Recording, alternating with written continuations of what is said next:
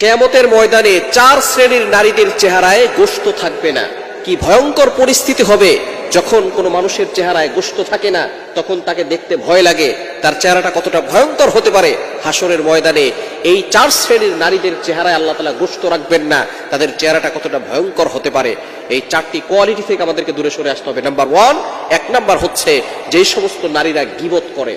যারা গীবত করে তারা জঘন্যতম গুনাহের কাজ করে।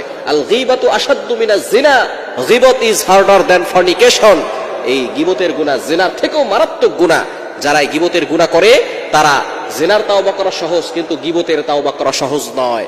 এজন্য গীবতকারিনী যে সমস্ত নারীরা আছেন কিয়ামতের ময়দানে তাদের এই মুখে কোনো গোশত থাকবে না। এবং আল্লাহ পাক রব্বুল আলামিন সূরা হুজরাতের ভিতরে বলে দিয়েছেন, আইয়ুহিব্বু আহাদুকুম আইয়াকুলা লাহমা আখিহি মাইতান ফাকারিহতুমু। কেউ কি আছে নিজের আপন মরা ভাইয়ের গোশত খাবে? যারা গীবত করে তারা কেমন যেন আপন মরা ভাইয়ের গোশত খাওয়ার গুনাহ করে। এজন্য 1 নাম্বার হচ্ছে গীবত করা যাবে না। গীবত কি? অন্যের দোষ বলা, অন্যের নামে যে কথাগুলো বলছেন অবশ্যই সতর্ক থাকবেন। গীবত কিন্তু মিথ্যা কথা নয়, গীবত হচ্ছে সত্য কথা।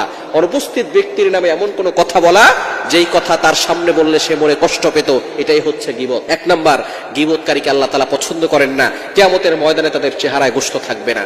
2 নাম্বার হচ্ছে যারা হিংসা করে। মানুষের উন্নতি দেখলে সহ্য হয় না, পাশের বাসার তারা বড়লোক হয়ে যাচ্ছে, বিল্ডিং তৈরি করতেছে, তাদের চাকরিতে উন্নতি হচ্ছে, এগুলো অনেকের সহ্য হয় না। যারা হিংসা করে আল্লাহ তাআলা তাদেরকে পছন্দ করেন না। এজন্য হিংসা করা থেকে আমরা দূরে সরে আসবো।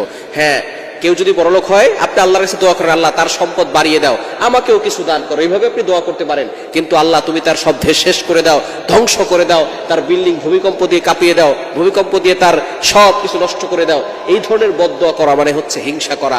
কখনো হিংসা করবেন না। হিংসা করে কখনো কাউকে ছোট করে দেওয়া যায় না।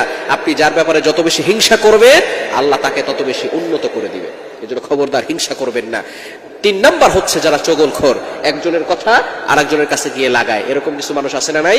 একজনের কথা সুন্দর করে কথা বলে, তার সাথে কথা বলার পরে সেই কথাগুলো অন্যের কাছে গিয়ে লাগায়। নবীজি সাল্লাল্লাহু আলাইহি ওয়াসাল্লাম জানিয়ে দিয়েছেন, লা ইয়াদখুলুল জান্নাতা কাত্তাত, চগলখোর কখনো জান্নাতে যাবে না। এজন্য 3 নাম্বার হচ্ছে চগলখড়ি করা যাবে না। 4 নাম্বার হচ্ছে জিনাকারিনী নারী। যারা জিনা করে আল্লাহ পাক রব্বুল আলামিন জিনার ব্যাপারে সতর্ক করে দিয়েছেন। কোরআন খুলেন, আল্লাহ বলছেন 15 নম্বর পারা 4 নম্বর পৃষ্ঠার 3-4 নম্বর লাইন, সূরা বনী ইসরাঈলের 32 32 নম্বর আয়াতে আল্লাহ বলছেন, ওয়ালা তাকরাবুজ জিনা ইন্নাহু কানা ফাহিশা, ইউ শাল নট কমিট অ্যাডাল্টারি। তোমরা ব্যভিচারের কাছেও যেও না। সুতরাং জিনাকারিনী নারী যারা আছে আল্লাহ পাক রব্বুল আলামিন কিয়ামতের ময়দানে ভয়ঙ্কর শাস্তি তাদেরকে দিবেন। এই 4টি কোয়ালিটি থেকে আমাদেরকে দূরে সরে আসতে হবে। আল্লাহ তাআলা আমাদের